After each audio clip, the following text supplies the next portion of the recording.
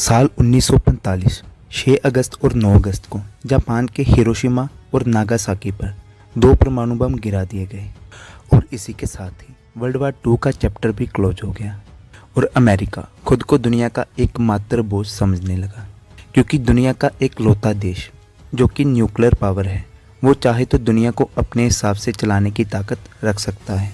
Russian president Joseph Stalin यह बात जानता था। वर्ल्ड वार 2 में भले ही यूएसए और यूएसएसआर एक टीम में थे, लेकिन इनके रिश्तों में खटास 1919 में ही रशियन रेवोल्यूशन के दौरान आ चुकी थी।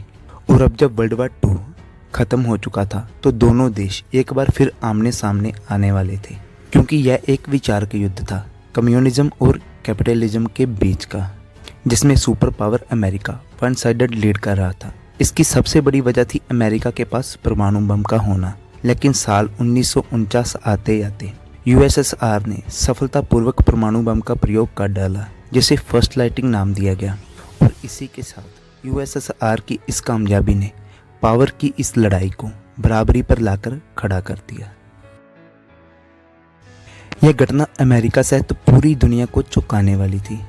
अमेरिका यह मानता था कि एक ना एक दिन यूएसएसआर परमाणु बम बना ही लेगा, लेकिन वो ऐसा वर्ल्ड वार 2 के महज 4 साल बाद ही कर लेगा, इस पर यकीन करना थोड़ा मुश्किल था।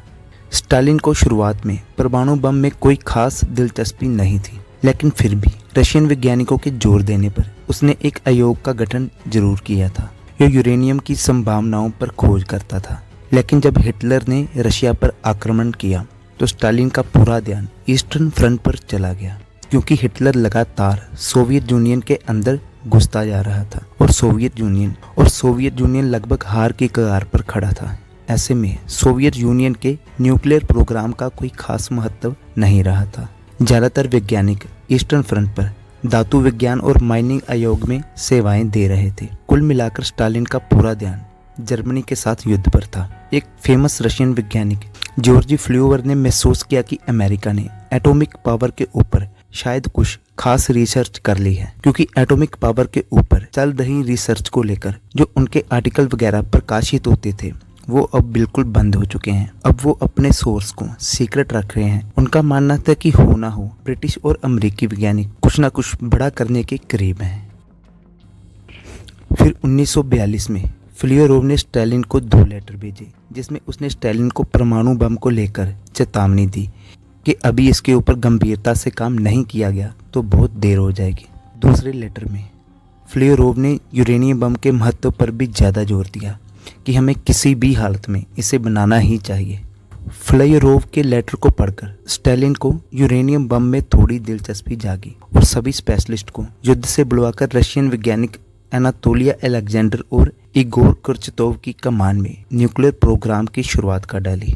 कुर्चतोव को 1942 के अंत तक रशियन एटॉमिक प्रोग्राम की कमान सौंप दी गई। आज कई वैज्ञानिक यह दावा करते हैं कि रशियन वैज्ञानिक न्यूक्लियर बम बनाने में असफल लग रहे थे। दरअसल यूरेनियम 238 से 235 को निकालने की एक जटिल प्रक्रिया होती है, लेकिन प्रोजेक्ट मैनहट्टन के दौरान अमेरिका ने इस काम को अंजाम देना सीख लिया था और यूरेनियम बम तैयार कर लिया था। जापान पर गिराया जाने वाला दूसरा बम फैटमैन एक प्लूटोनियम बम था और प्लूटोनियम बम भी यूरेनियम की शुद्धिकरण की प्रक्रिया से ही निकलता था। जब यूरेनियम बम की प्रक्रिया कठिन लग रही थी तो रशिया ने जो जासूसों से डाटा हासिल किया था वो प्लूटोनियम बम का ही था। इसलिए रशियन वैज्ञानिक प्लूटोनियम बम पर ज्यादा तेजी से काम करने लगे। जब 1945 में हिरोशिमा और नागासाकी पर परमाणु बम गिराए गए तो स्टालिन और ज्यादा इनसिक्योर हो गया और परमाणु बम के विकास के लिए एक नई समिति बनाई।